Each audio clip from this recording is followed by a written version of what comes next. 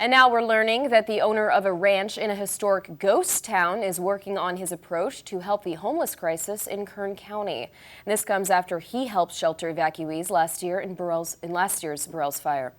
Eyewitness News reporter Solomon Ladvinka made the trip to the desert and tells us more about the facility. We came to the conclusion this ranch is built for helping people. Let's turn it into a senior facility. A year ago, Carlos Rivera and his staff at the Robbers Roost Ranch lent a hand during Kern County's largest wildfire by housing several displaced people. He's now made it his mission to turn the ranch into a place to help the community. By all means, we regret nothing. From this, with helping the community and doing what we're doing, we're now expanding. We're going to turn the ranch into a senior living facility as well as a homeless center. That would mean the ranch's mini mart and the restaurant may no longer be in service.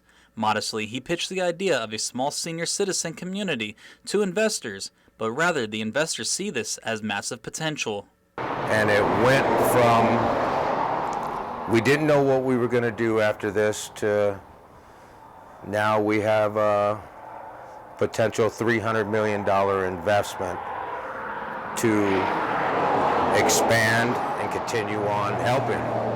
And that was all due to the people we met during this situation that kind of directed us into that. We were kind of lost before that. One of the investors, Patrick Calico of Bakersfield, says he and Rivera shared the same goals, but why not expand larger with the extra space in the desert? What he wanted was a smaller village for the elderly, which we still want to support that, up to 200 elderly.